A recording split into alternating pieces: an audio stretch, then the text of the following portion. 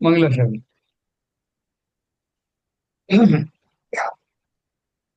ओम नमः सिद्धेभ्यः जय श्री ओम नमः सिद्धेभ्यः जय श्री ओम नमः सिद्धेभ्यः। मंगलम भगवान वीरो मंगलम गौतम ओगणे मंगलम कुंद कुंदाद्यो जयंदर्मोस्तु मंगलम सर्वमंगल मांगल्यम सर्व कल्याण कारकम प्रधानम सर्वधर्माणां जैनं जयतु शासनम जैनं जयतु शासनम जैनं जयतु शासनम जीवं जीवं दव्वं जीर्णवरवसहीन जीर्णनिथिष्ठं देवेन्द्र वंदे तम सर्वदा शिरसा। द्रव्य संग्रह नाम का ग्रंथ आचार्य देव ने सिद्धांत देव नेमीचंद्र द्वारा रचित, जिसमें हमने सात छह द्रव्य सात तत्व और नौ पदार्थ के बारे में विस्तार से पढ़ा। हमने सम्यक व्यवहार और निश्चय, सम्यक दर्शन, सम्यक ज्ञान, सम्यक चारित्र पढ़े। इसी तरह से व्यवहार मोक्ष मार्ग और निश्चय मोक्ष मार्ग का निर्णय हुआ, और उनकी प्राप्ति के लिए जो साधन है, जो ध्यान आदि हैं, उनके बारे में हमने पढ़ा। हमने ये भी पढ़ा कि ध्यान न केवल आत्मा की शुद्धि के लिए आवश्यक है, उपयोग की स्थिरता के लिए आवश्यक है, बल्कि उस काल में, ध्यान के काल में निर्जराएं भी होती हैं, संवरण निर्जरा भी होती है, ये हमने पढ़ा था। और जो जिसका प्रसिद्ध सूत्र है जिसमें तप सह निर्जरा अच्छा, तो वो जो प्रसिद्ध तत्वार सूत्र या मोक्ष शास्त्र है, उसका भी हम प्रारंभ करने वाले हैं इस ग्रंथ के बाद में। तो उसकी पीडीएफ कॉपी भी आ गई है, हार्ड कॉपी मेरे पास है ऑलरेडी। आप लोगों के पास भी हो तो मंगा लेना। राम जी भाई कृत की है वो तत्वार सूत्र। उसकी जो आपको फोटो दिखा देंगे, तो आप चाहे तो ले सकते हैं, उस पर ही मंगा सकते हैं, या इसमें तो हार्ड कॉपी, इसमें सॉफ्ट कॉपी में पढ़ सकते हैं। तो अभी अपन जहाँ कल छोड़ा था वहां से आगे चलेंगे।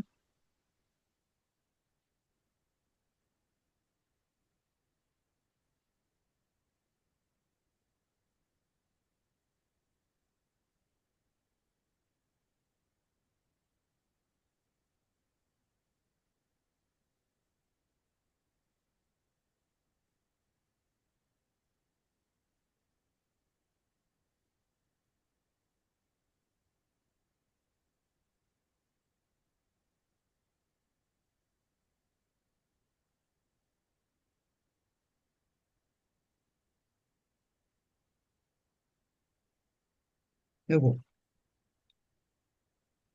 अपन ने पढ़ा था, यहाँ से फिर से थोड़ा रिपीट करते हैं। जिसने प्रथम भूमिका में गमन किया है, ऐसे जीव को सर्वज्ञ द्वारा स्वयं जानकर कहे हुए और सर्व प्रकार से अबाधित ऐसे द्रव्य श्रुत प्रमाण को प्राप्त करके उसमें क्रीड़ा करना चाहिए। हम जैसे लोगों के लिए लिखा हुआ है ये, कि अभी हमने जैसे प्रथम भूमिका में हम आ गए हैं, हमने अभी स्वाध्याय का स्वरूप समझ लिया है, स्वाध्याय हम रोज कर भी रहे हैं, उसकी बारीकियों को भी समझ रहे हैं। तो हमको क्या करना चाहिए? ऐसे शास्त्र, ऐसे आगम जिनकी रचना सर्वज्ञ देव की वाणी के द्वारा हुई है, उसको पूरी लगन से उसमें इतने इसने निष्णात हो जाए। क्रीड़ा करने का अर्थ क्या है? कि हमारे लिए वो बहुत आसान हो जाए। बार बार के अभ्यास से हम ग्रंथ खोलेंगे, तो ग्रंथ खोल के आपने बहुत सारे लोग देखे होंगे कि जो किसी ग्रंथ का पहले से अध्ययन नहीं करते, लेकिन ग्रंथ उनके सामने रख दो तो फटाफट उसकी वो टीका करने लगते हैं, उसका अर्थ बताने लगते हैं। तो क्या उनको सामान्य ज्ञान, उसका बैकग्राउंड इतना होता है कि उनको फिर सिद्धांतों को अलग अलग समझने की जरूरत नहीं। तो क्रीड़ा करने का अर्थ यही है कि इतने पारंगत हो जाओ कि वो दिव्य ध्वनि में आने वाली जो भी सामग्री है, उसका हमें पूर्ण दिशा बोध हो जाए, और जो हम उसकी उसकी बारीकियों को समझ सकें। उसके संस्कार से विशेष प्रकार की संवेदन शक्ति रूप संवेदन शक्ति रूप संपदा प्रकट करनी चाहिए। आनंद की फुहार प्रकट करने वाले प्रत्यक्ष प्रमाण द्वारा अथवा उससे अविरुद्ध अन्य प्रमाण समूह द्वारा तत्वतः समस्त वस्तु मात्र को जानना चाहिए, कि जिसके अतत्व अभिनिवेश के संस्कार करने वाला मोह क्षय को प्राप्त होता ही है। इसलिए मोह का क्षय करने में परम शब्द ब्रह्म की उपासना का भाव ज्ञान के अवलंबन द्वारा दृढ़ किए हुए परिणाम से सम्यक प्रकार से अभ्यास करना चाहिए। यह एक उपाय है। देखो, इसमें एक चीज तो मैं आपको ये बताऊं कि जो भी शास्त्र पढ़े जाएं, उन शास्त्र में जैसे तत्वार सूत्र हम पढ़ने वाले हैं, उसके जो 10 अध्याय हैं, उन सभी अध्यायों में किसी में आपको जनरल जानकारी होगी, जैसे कि स्वर्ग कितने हैं, देव कितने हैं, देवांगनाएं कितनी होती हैं, उन सब देवों के पास क्या क्या होता है, और तीन लोक की रचना कैसी होती है, कुछ अध्याय में वो मिलेगा। फिर आपको आश्रम बंध संवर्ग निर्जरा आदि के बारे में सब मिलेगा। बहुत सारी और चीजें मिलेंगी। तो वो उनको जो टीकाकार है या जो प्रवचनकार है, वो क्या करता है, उन सबको समाहित करता है कि वो आपको अलग अलग ना दिखाई दें, तो उनमें एक एक बाइंडिंग के रूप में, एक सूत्र के रूप में उसको पिरोता है कि जैन सिद्धांतों के अनुसार ये सब जो व्याख्यान है उसका कनेक्शन आत्मज्ञान से कैसे कैसे है। तो वो बहुत चतुराई से उसको उसमें बांधे रखता है, जिससे हमको समझ में आता है कि ये सारी बातें एक दूसरे से रिलेटेड है किसी न किसी अपेक्षा से। एक तो ये बात हो गई। दूसरी बात, जिस समय हम उन सब चीजों को समझते हैं, तो हमारा समझने का भाव मात्र ज्ञान का भाव होना चाहिए, उसमें मोहित नहीं होना कि मुझे कोई दीप दीप पसंद आ गया, कुछ मुझे स्वर्ग पसंद आ गया, या वहां के देवों के बारे में जो वर्णन आया है वो पसंद आ गया, या कुछ और इस तरह का वर्णन आया, तो वहां कहीं मोह की बात नहीं है, बल्कि मोह तो क्षीण करना है कि संसार में इतनी तरह की वैरायटीज होने के बाद भी जो केवल ज्ञानी है, जिसने सब कुछ जान लिया है कि कहाँ क्या उपलब्ध है, वो निर्मोही बना रहता है।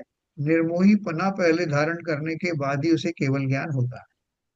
तो ये दूसरी बात उन्होंने कही। तीसरी बात क्या कहा, एक शब्द ब्रह्म की बात की।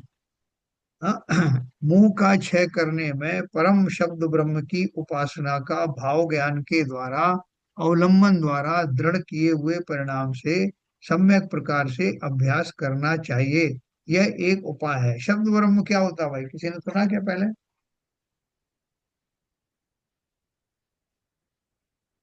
हाँ, शब्द ब्रह्म शब्द कभी किसी ने सुना? नहीं, नहीं ध्यान सुना। नहीं आ रहा सर। देखो युगल जी की एक वो देवशार गुरु की पूजन है ना, उसमें आपको शब्द ब्रह्म परमात्मा और शब्द ज्ञान जिनवाणी करके कुछ है ऐसा, किताब में ढूंढ रहा, दिख नहीं रही मुझे। हाँ नहीं, नमस्कार तो बताऊंगा आपको। शिल्पा है क्या, मतलब नहीं? तो देखो इसका अर्थ क्या है। अब डिक्शनरी में इसमें देखोगे ना, नेट के ऊपर भी देखो, गूगल में, तो उसमें बहुत विस्तार से शब्द ब्रह्म शब्द का अर्थ दिया है। तो शब्द ब्रह्म क्या है कि देखो, जब हम कोई चीज को बोलते हैं, तो जैसे हमने किसी बच्चे को सिखाया गाय, तो गाय शब्द बताते समय उसको गाय दिखाते भी हैं कि ये है गाय, तो वो उसको उस अक्षर से, शब्द से और उसके रूप से सिंक्रोनाइज कर लेता है। एक दो बार आपने दिखाया कि गाय, और गाय का उसका स्वरूप दिखा दिया, उसका फोटो दिखा दिया, कुछ दिखा दिया, तो उससे कनेक्ट हो जाता है। उसी प्रकार से जितने भी संसार में पदार्थ हैं, जितनी भी तरह की ध्वनियां हैं, वो ध्वनि इस ब्रह्मांड में सदा बनी रहती है। कोई ध्वनि का कभी ह्रास नहीं होता, कभी लोप नहीं होता। इसलिए अपन बोलते हैं कि आपने जो भी शब्द आपने बोले, वो शब्द यहीं रहते हैं, नाद के रूप में विद्यमान रहते हैं, वो कहीं जाते नहीं। आपने एक शब्द कभी बोला होगा तो वो शब्द की प्रतिध्वनि हमेशा रहेगी, क्योंकि वो शब्द रूपी ध्वनि पहले से बनी हुई है। और वो क्या है कि वो अपने आप में यूनिक होती है। जैसे कोई कंपनी ताले बनाती है, तो सब ताले की जो चाबी है वो यूनिक है, वो एक ही प्रकार की है, वो हर एक ताले के लिए अलग अलग है। उसी तरह से प्रत्येक शब्द की प्रतिध्वनि जो इस ब्रह्मांड में मौजूद है, वो उसकी गूंज बराबर उसी रूप में बनी रहती, यूनिक रूप में बनी रहती। जब हम मंत्रों का जाप करते हैं, तो मंत्रों में जो प्रकंपन होता है, उन शब्दों के उच्चारण से जो प्रकंपन होता है, वो उस ध्वनि की एक सेटिंग है। उस ध्वनि से क्या क्या चीजें आकृष्ट होंगी, किन किन चीजों में शोभ उत्पन्न होगा, वो सब प्री डिसाइडेड, प्री प्लान्ड है। इसलिए अमुक मंत्र को जब आप पढ़ो या कोई भी पढ़े, उस मंत्र को अगर सही तरह से पढ़ा जाएगा तो सबसे एक ही तरह का लाभ होगा, और उसकी ध्वनि, उसके प्रकंपन एक ही प्रकार के होंगे। एक बहुत बड़ा विज्ञान है ये। इस विज्ञान के माध्यम से मंत्रों का विकास किया गया, और आज जो भावना योग और ये सारे जो चल रहे हैं वो सब उसी का परिणाम है। हमारे मंदिर से जो निकली हुए जो वाइब्रेशंस हैं, तो वाइब्रेशंस भी क्या है, वाइब्रेशन से ही तो ध्वनि बनती है। तो वो शब्द जो है, शब्द ध्वनि का रूप है, और वो ध्वनि वास्तव में उस ब्रह्मांड में फैली हुई समस्त ऊर्जा का एक नमूना है। वो एक ऊर्जा ही है। उसके माध्यम से हम अरहंत बोलते हैं, तो अरहंत बोलते ही हमको अरहंत का स्वरूप ध्यान आता है। तो हम उसमें अरिहंत शब्द बोलने में जो हमारी जो प्रकंपन होते हैं, वो प्रकंपन से हमको उस जाति के भाव उत्पन्न होते हैं, और भौतिक रूप से उन सब वस्तुओं का या उन सब प्राप्तियों का हमको फल मिलता है। इसलिए वो शब्द ब्रह्म जो है, वो ये शास्त्रों का पठन, उनके सही शब्दों का चयन, उन शब्दों के माध्यम से, देखो हर एक शब्द का एक अलग प्रकार का प्रकंपन होता है। जो हम किसी को निमंत्रण कहते हैं, आमंत्रण कहते हैं, बुलावा कहते हैं, कुछ और कहते हैं, हर शब्द का अलग अलग प्रकंपन है, उसके अलग अलग वाइब्रेशन है, अलग अलग प्रतिफल है। तो इसलिए जिन्हें जिनवाणी के माध्यम से उस लोक तक पहुंचना है, उन्हें उन शब्दों का ज्ञान होना और उन शब्दों का प्रतिरूप आवश्यक रूप से जानना पड़ेगा।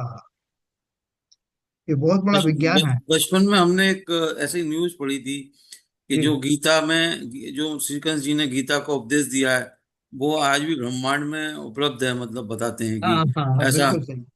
हाँ। तो वैसे ही कुछ यहाँ पर कुछ ऐसा लग रहा है, जैसे अब उसमें मीनिंग में अभी हमने देखा, तो उसमें जैसे ओम करते हैं, जो हाँ नाद करते हैं, वो जी, शब्द ब्रह्म में ही माना जाता है बिल्कुल उसमें। बिल्कुल बिल्कुल। ठीक है ना। कल आप जो जो लोग मंदिर में पूजन करें, वो युग इसकी भारत जी की वो पूजन है, देवशास्त्र गुरु की शब्द ब्रह्म परमात्मा। हाँ, वो उसको आप पढ़ना, तो उसमें थोड़ा आपको डिटेल मिलेगा। बाकी तो इसमें नेट के ऊपर भी काफी डिटेल में दिया है। तो चलो, ये हो गया शब्द ब्रह्म। तो इन्होंने लिखा परम शब्द ब्रह्म की उपासना। आपने देखा वो अक्षरधाम है? अक्षरधाम क्या है? अक्षरधाम बना हुआ है ना, जहाँ जहाँ इन्होंने बनाया है, वो कौन है प्रमुख स्वामी और इन्होंने बनाया ना। हाँ, विदेशों में भी है, यहाँ अहमदाबाद में भी है। तो अक्षर किसे कहते हैं? देखो भाई, उसमें देखो नेट पे, ये क्या नाम, शैलेश जी, अक्षर का अक्षर अर्थ क्या शब्द है? शब्द को ही कहते हैं। हाँ हाँ, है ना। शब्द अक्षर शब्द के को रूप शब्द में, को ही अक्षर कहते हैं। अक्षर के रूप में एक आकार ब्रह्म की कल्पना की गई। बोलते हैं निराकार परमात्मा को आकार रूप में शब्दों के द्वारा व्यक्त किया जाता है। इसलिए वो अक्षर का अर्थ वही शब्द, और शब्द का अर्थ वो वही निराकार परमात्मा तक पहुंचने का मार्ग है। निराकार को आकार रूप दे करके, अभी जैसे हम जो मूर्ति बनाते हैं, हम क्या कर रहे हैं? जिनेन्द्र देव की मूर्ति बना रहे हैं, जिनमें मैं शिवलिंग की हूँ। मूर्ति बना, हाँ, इसमें निराकार को। अक्षर का यहाँ पर दे रहे हैं आध्यात्मिक और दार्शनिक अर्थ, बोलते हैं ब्रह्मा परमात्मा अविनाशी तत्व। हाँ, वही है अक्षर का अर्थ। अक्षर का पढ़ रहे हैं ना। हाँ। हाँ, बराबर। तो देखो ये अक्षरधाम, ये सब जो, ये शब्द ब्रह्म, इन सब के द्वारा एक ही डायरेक्शन में आपको इंडिकेशन दिया जा रहा है कि वो जो निराकार आत्मा है, उसको हम साकार रूप दे करके उसकी उपासना कर रहे हैं। ठीक है ना। आत्मा शब्द क्या है? तो आत्मा दिख रही है क्या? नहीं दिख रही, लेकिन आत्मा शब्द कहते हैं, हम उसका भावार्थ समझ लेते हैं कि आत्मा का अर्थ क्या है, कि जीव की बात हो रही। तो ये एक बहुत बड़ा साइंस है, बहुत बड़े जो है वो दर्शन है। इसके बारे में अपन और चर्चा बाद में करेंगे। तो यह एक उपाय है का ना। इसलिए मोह का क्षय करने में परम शब्द ब्रह्म की उपासना का भाव ज्ञान के अवलंबन द्वारा दृढ़ किए हुए परिणाम से सम्यक प्रकार से अभ्यास करना चाहिए। देखो, शील के 18,000 भेद बताए। 18,000 भेद कैसे बताए उसमें, कि सब तरह की जो है स्त्रियां, उनके मतलब कैसे, एक तो जीती जागती स्त्रियां, दूसरे चित्रों में बनाई हुई, तीसरे लकड़ी आदि पर उकेरी गई, और इस तरह के जो जितने भी उसके वो हो सकते हैं भेद, वो सबको मल्टीप्लाई किया गया। तो वो अलग अलग क्यों लिए गए, क्योंकि उनके माध्यम से भी जीवों के भाव बदलते हैं। उसको मिला के 18,000 दो वो होते हैं, शील के जो दोष होते हैं उसमें।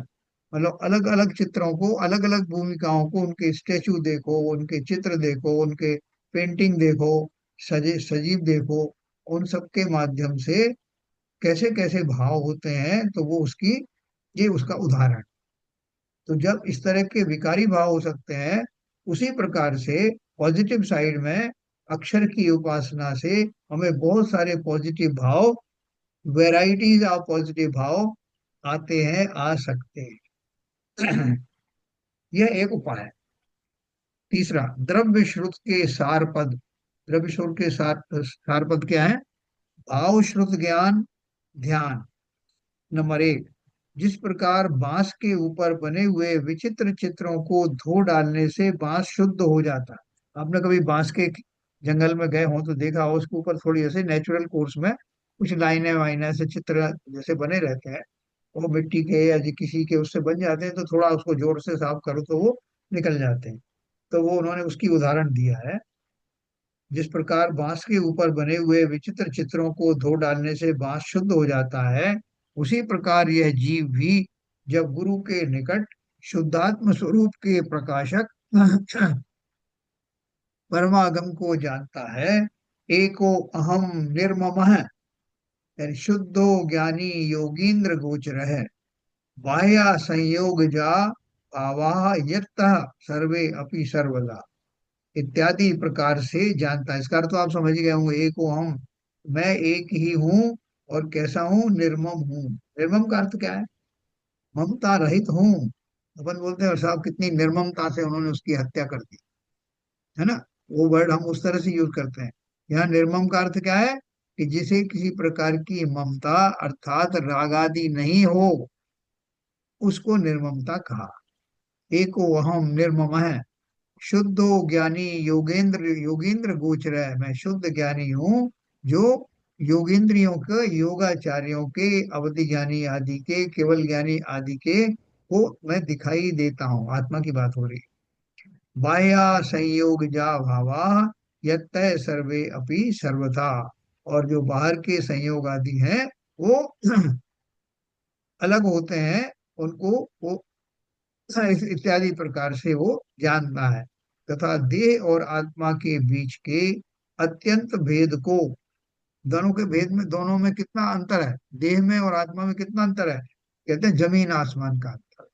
तो यहाँ उन्होंने दूसरा भेद दिया, जल और अग्नि के समान भेद है, कि जल का स्वभाव ठंडा करना है, अग्नि का स्वभाव जलाना। तो जैसे इन दोनों में अंतर है, ऐसे ही देह में और आत्मा के बीच में कोई सामान्यता है ही नहीं, दोनों अलग अलग। इस प्रकार अनुमान ज्ञान को अग्नि की भांति भिन्न लक्षण द्वारा लक्षित होने से जानता है। इस प्रकार अनुमान ज्ञान को जानता है, तथा वीतराग निर्विकल्प स्वसंवेदन ज्ञान को जानता है। तब ऐसे आगम ज्ञान, अनुमान ज्ञान, स्वसंवेदन प्रत्यक्ष ज्ञान द्वारा यह जीव शुद्ध होता है। शुद्ध होने का अर्थ क्या है? कि जीव वर्तमान में मोहादि से, के आवरण से ढका हुआ होने के कारण उसका जो ज्ञान की शुद्धता है वो सामने आती नहीं। तो उसकी जो अशुद्धताएं है, उन अशुद्धताओं के हटने से, वो हटाएं कैसे? बोले आगम ज्ञान के द्वारा। आगम ज्ञान के द्वारा साथ साथ हमें अनुमान ज्ञान भी होता है, और स्वसंवेदन प्रत्यक्ष ज्ञान यानी आत्मा का अनुभव। इन तीनों प्रकार से, तीनों का प्रयोग करने से जीव की शुद्ध पर्याय प्रकट होती है। फिर दूसरा दिया उसका, एगो में सदो अप्पा णाण दंशण दंशण लक्षणों शेषा में बाहिरा भावा सव्वे संयोग लक्षणा। ऐसी एकत्व भावना द्वारा स्वजन वर्जनादि के प्रति जीव निर्मोहपना प्राप्त करता है।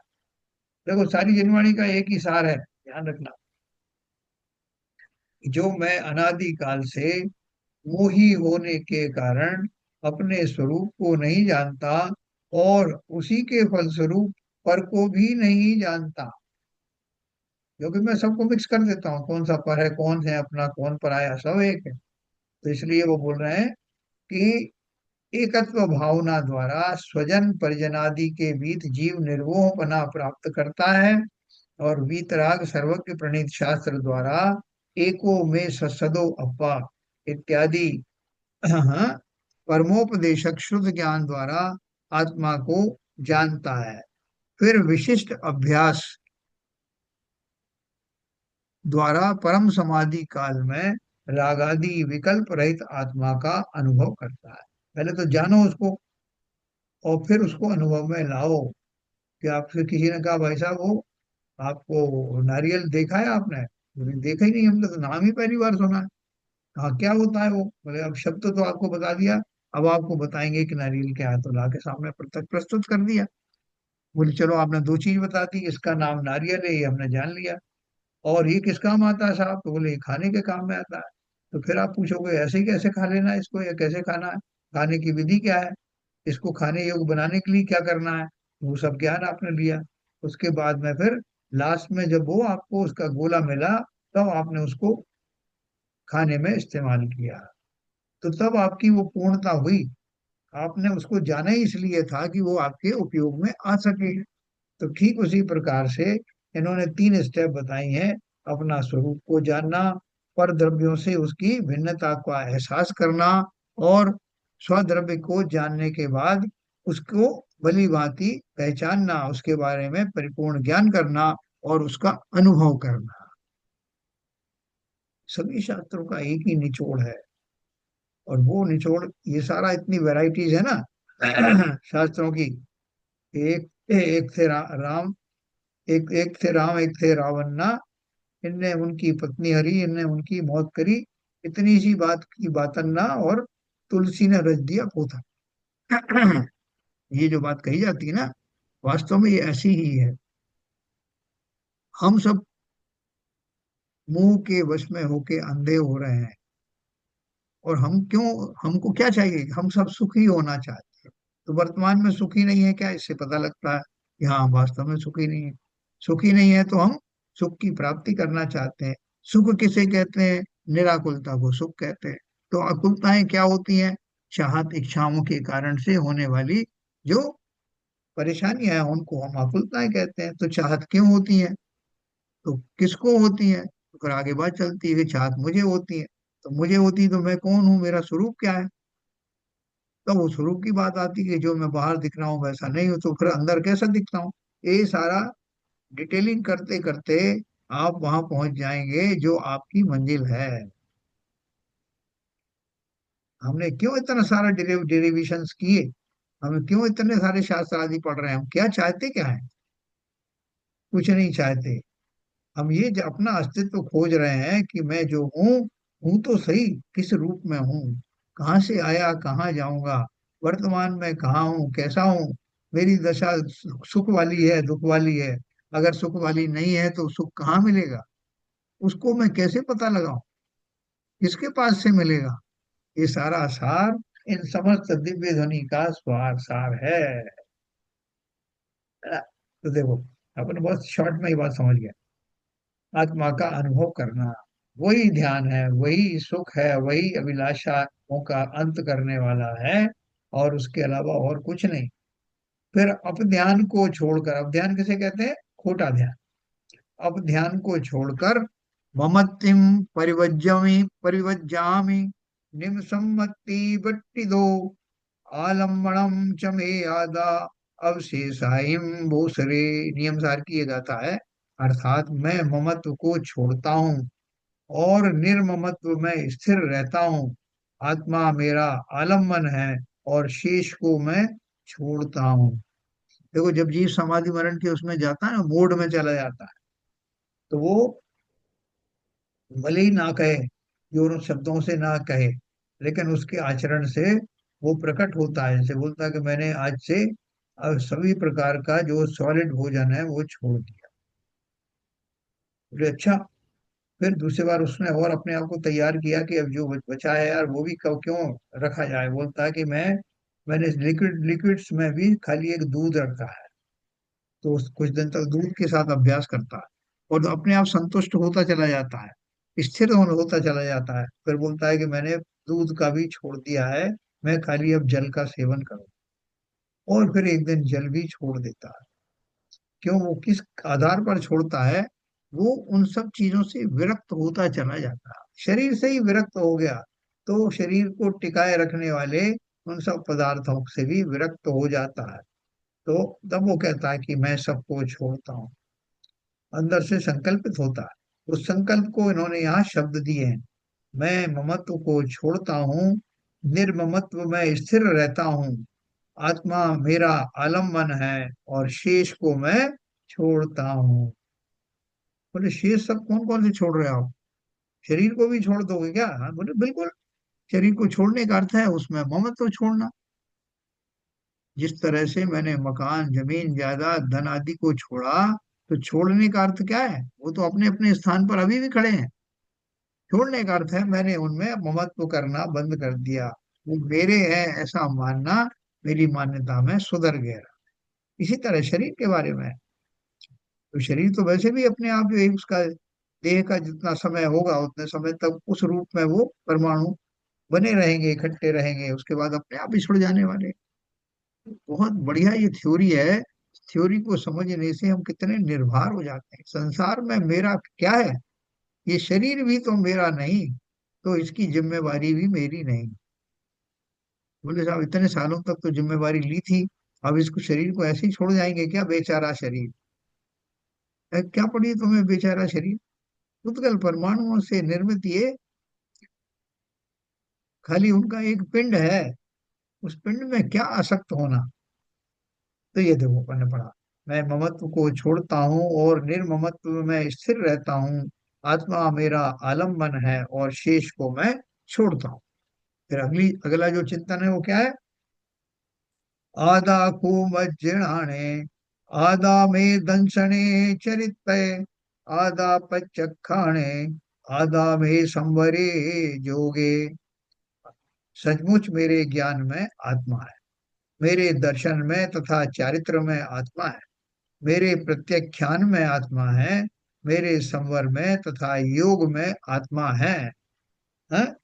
दर्शन में तथा चारित्र में आत्मा है, श्रद्धा में आत्मा है, और जो कुछ भी मेरे व्रत नियम उपवास आदि हैं उन सब में आत्मा ही बस रही है। मैं जो संयम आदि धारण करता हूँ वो संयम क्या है? कि बाह्य वस्तुओं को छोड़ना संयम है क्या? या स्व में बने रहना? स्व में अपने दो तरीके हो सकते हैं ना, कि मैंने एक भोजन लाया, बाहर का भोजन आया, मैंने कहा साहब मैं ये भोजन नहीं करता। तो वो अपना वाला भोजन लाया तो मैं वो करता हूँ।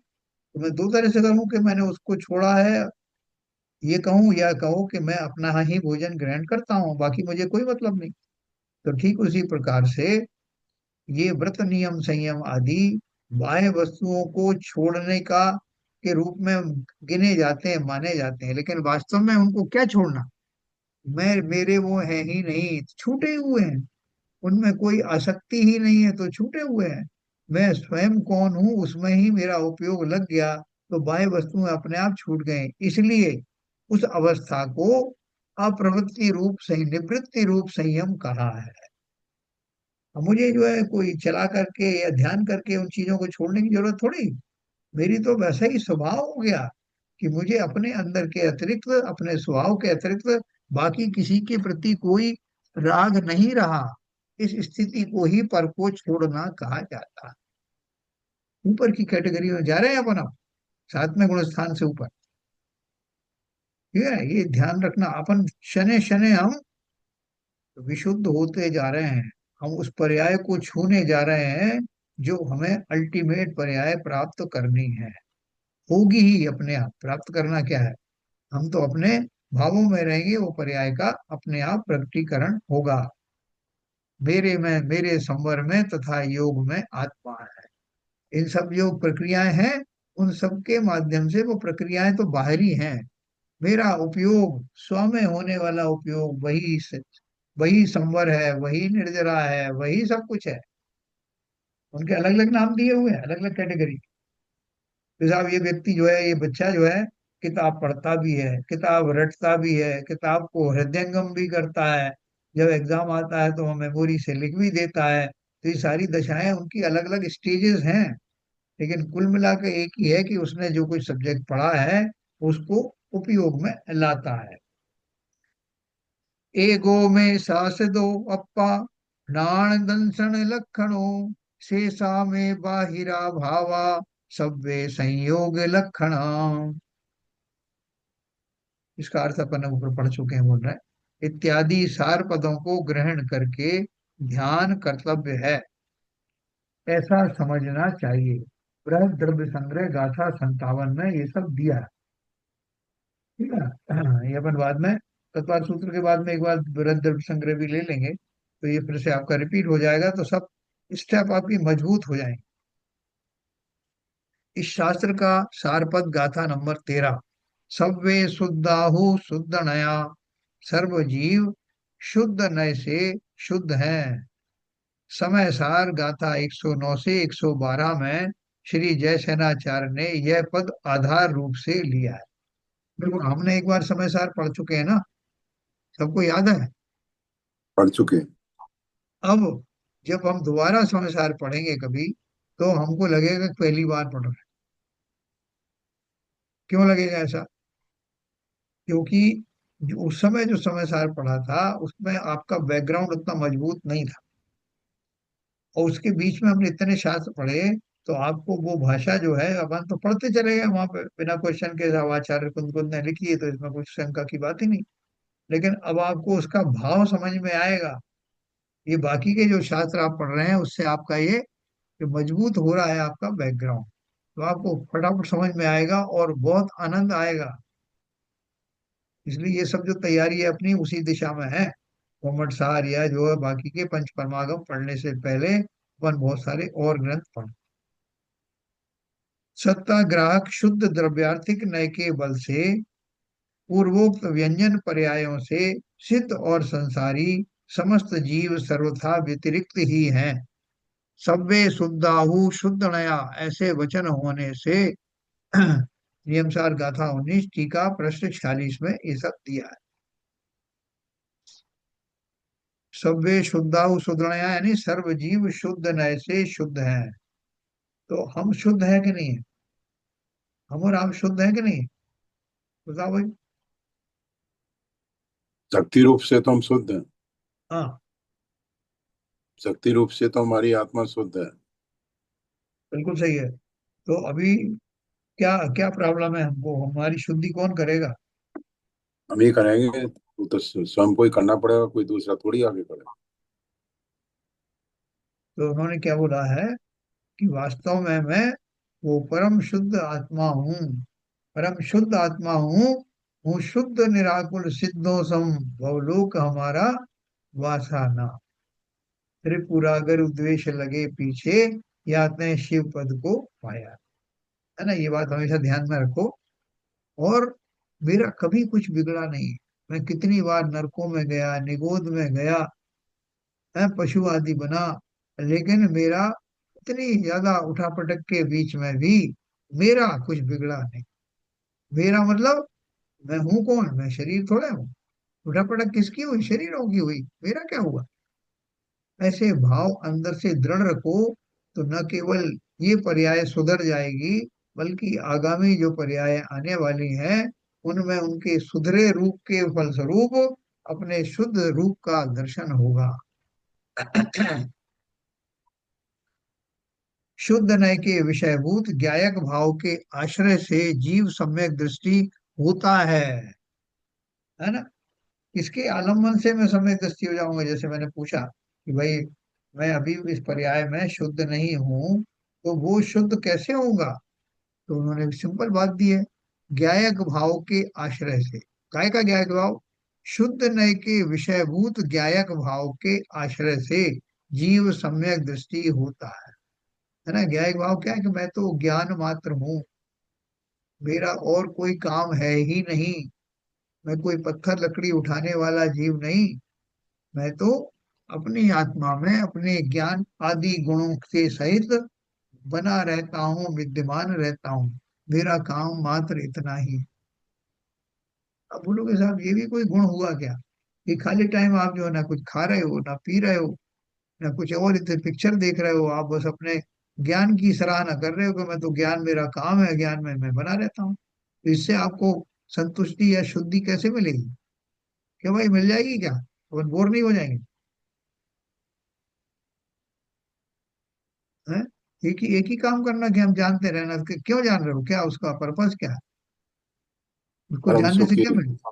परम सुख की प्राप्ति होगी, अनंत सुख की प्राप्ति होगा, असीम सुख की प्राप्ति होगी।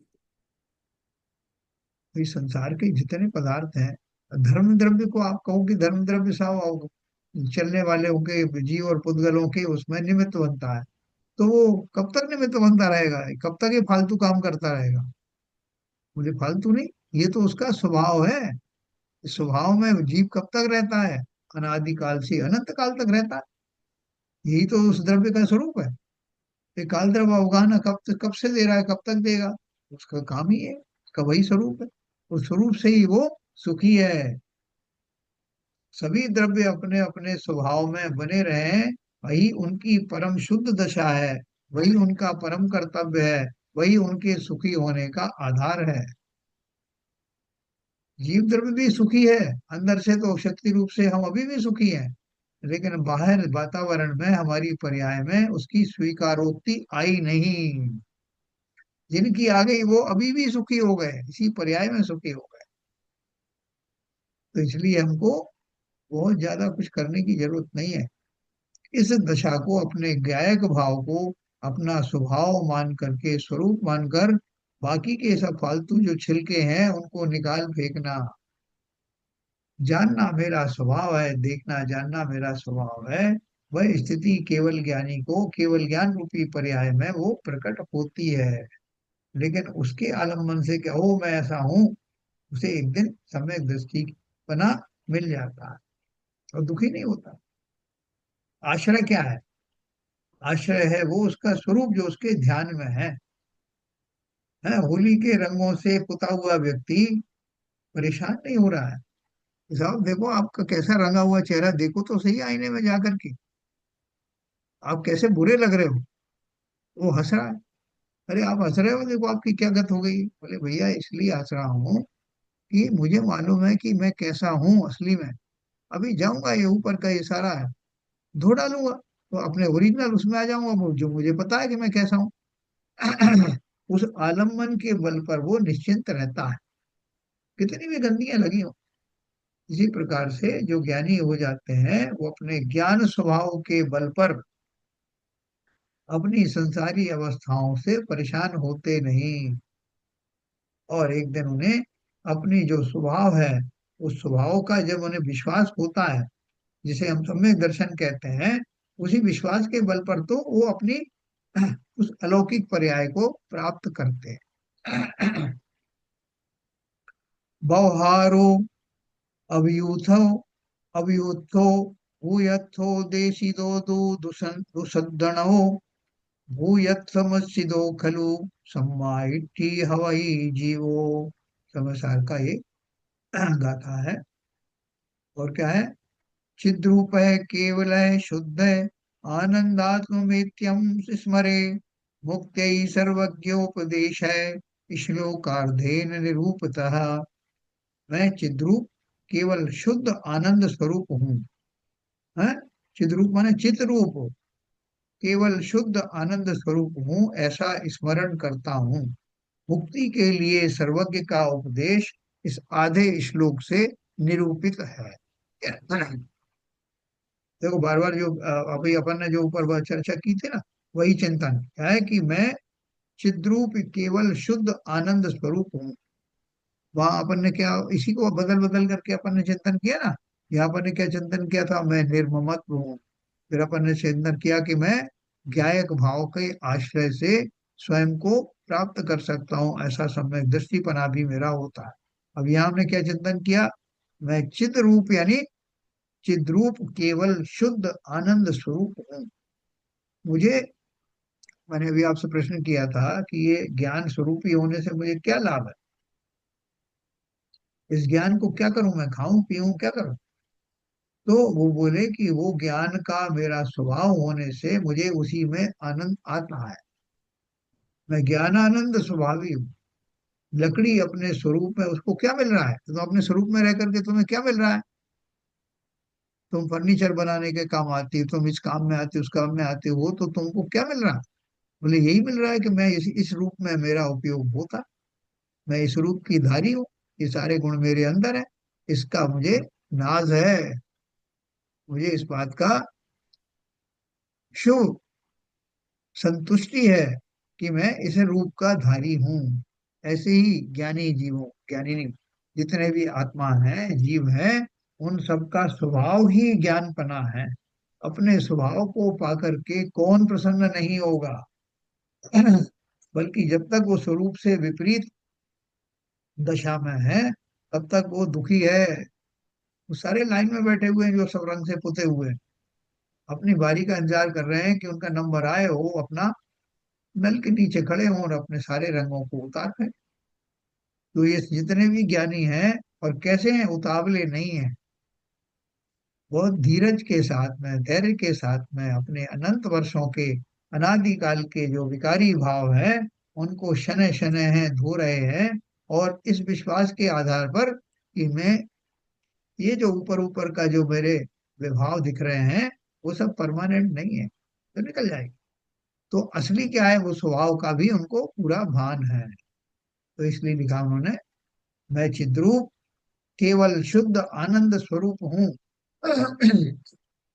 ऐसा स्मरण करता हूँ।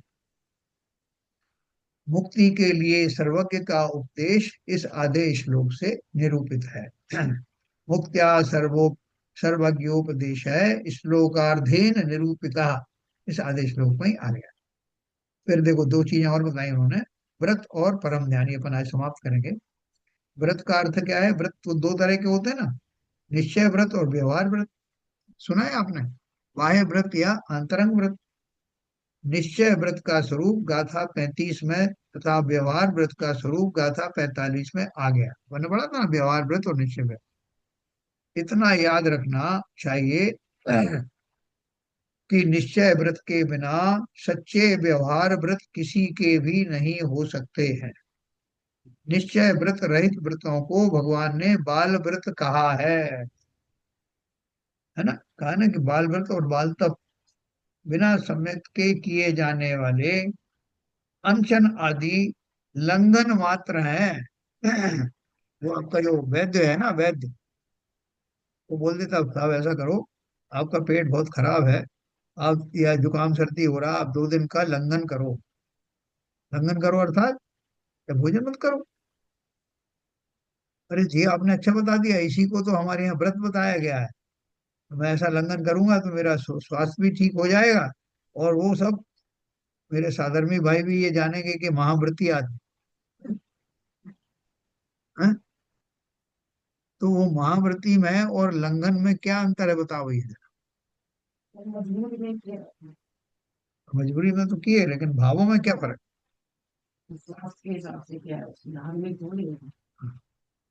क्या भाव रखोगे आप उसमें, दोनों चीजों में?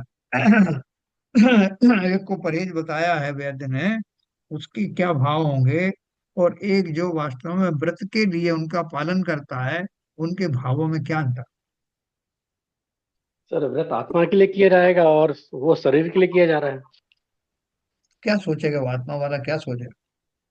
वो आत्म स्वरूप देखिए के लिए, बाहरी स्वरूप के लिए। आत्मा वाला सोचेगा कि मैं आत्मा को भूखा मार डालूं।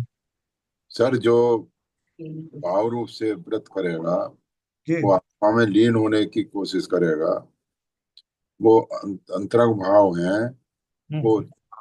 विशुद्धता की तरफ बढ़ेगा, और उसकी वजह से महाव्रत तो अपने आप ही हो जाएगा। हम्म। ये बहुत अंतर। अच्छा है। हाँ, और थोड़ा सा क्लियर करो भाई, कोई और? अनादि तो काल से बेसिकली मैंने, हाँ बेसिकली ये जो जो अपनी आत्मा के लिए आहार और उनका संयम रखेगा और उनको त्याग करेगा, हम्म, तो उस दिन उसको कोई विकल्प नहीं होगा, और वो अच्छे से अपनी आत्मा में लीन हो पाएगा और अच्छे से तप कर पाएगा।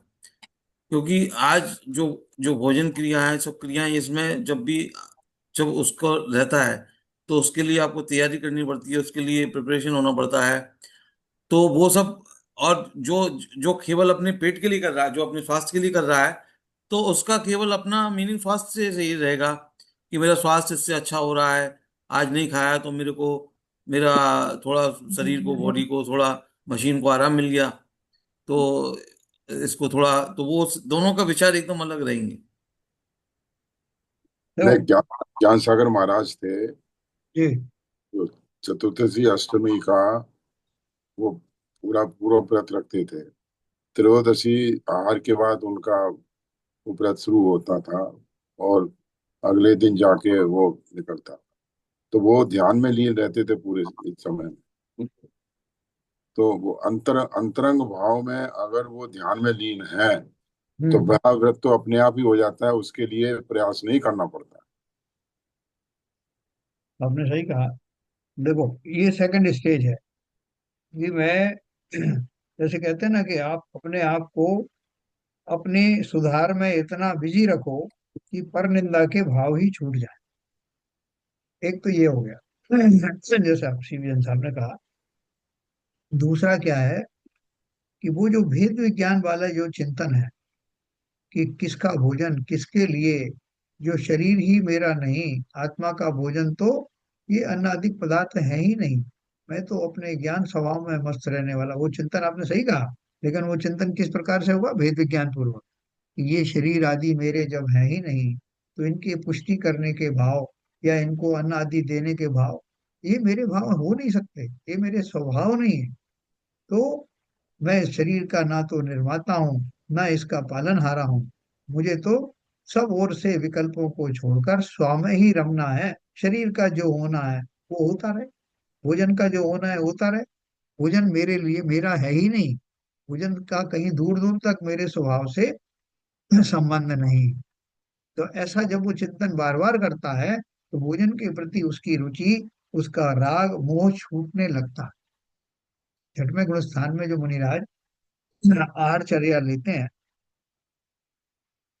अगर आप शास्त्रों के हिसाब से पढ़ें, मूलाचार के हिसाब से पढ़ें, तो वो खाली पेट का, कहते हैं पेट का गड्ढा भरने के लिए करते हैं, जिससे कि वो संयम रूप से वो उनका शरीर काम आता रहे। लेकिन उसमें कोई रसना इंद्री की लोलुपता, तरह तरह के पकवान खाने की इच्छा, ऐसे भाव अगर हों तो मुनिपना रहेगा नहीं। तो उनको सुबह थाली दिखाई जाती ना, उस थाली में से कितना कुछ छोड़ सकते हैं, वो उनके निष्प्रय भावों का प्रतीक है।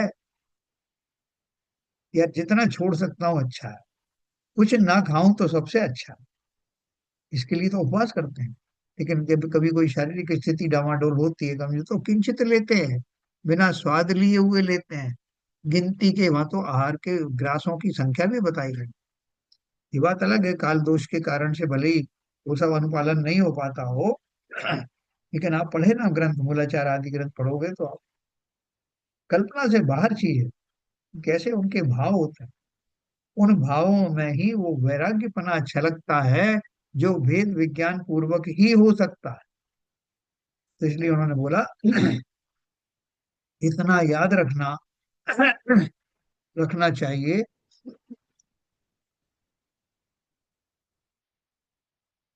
कि निश्चय व्रत के बिना सच्चे व्यवहार व्रत किसी के भी नहीं हो सकते। मैंने, अगर आपने मन में आपकी लालसा है और फिर भी आप कह रहे हैं, किसी ने पूछा आपसे, आप श्रावक भी हैं कुछ भी है, ऐसा वो खीर तो ले ही लेते हैं आप थोड़ी सी।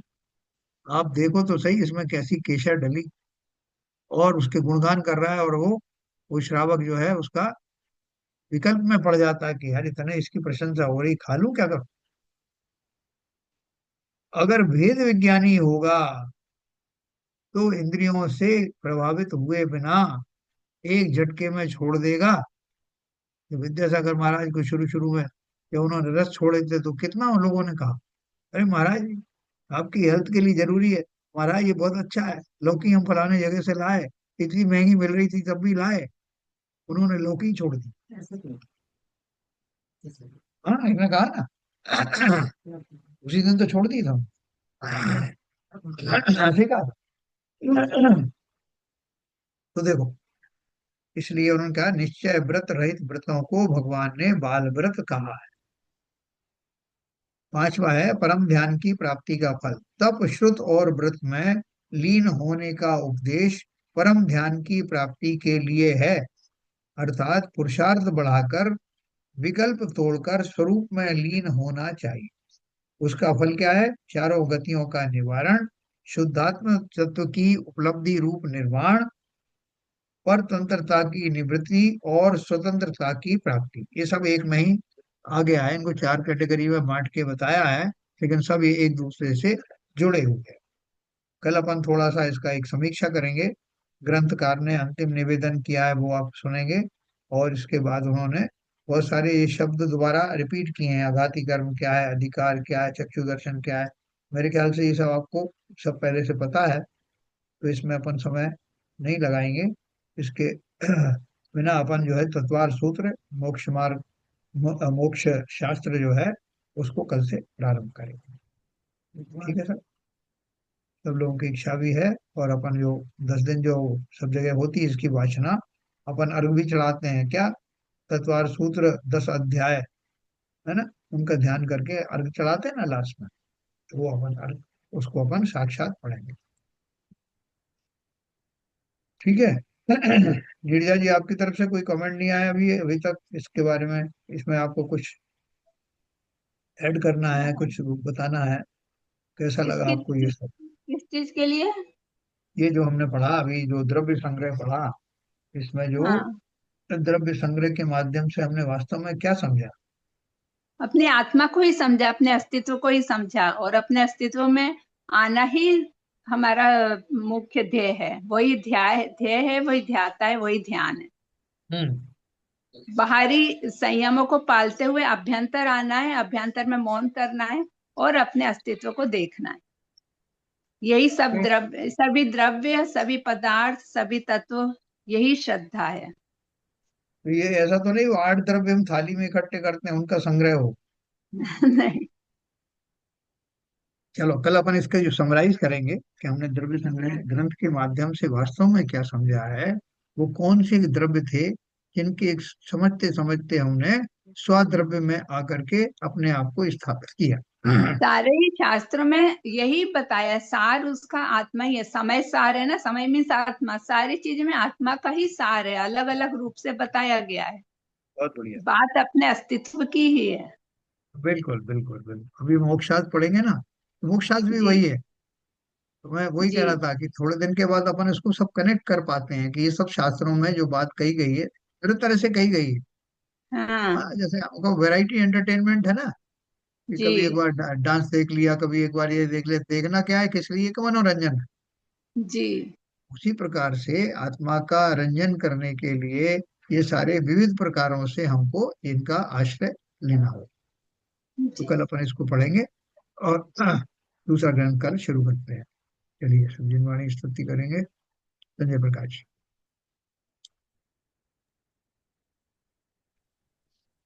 माता तू दया करके करीबों से छुड़ा देना, इतनी सी विनय तुमसे चरणों में जगा देना। माता मैं भटका हूँ माया के अंधेरे में, कोई नहीं मेरा है इस कर्म के रेले में, कोई नहीं मेरा है तुम्हें धीरे बंधा देना।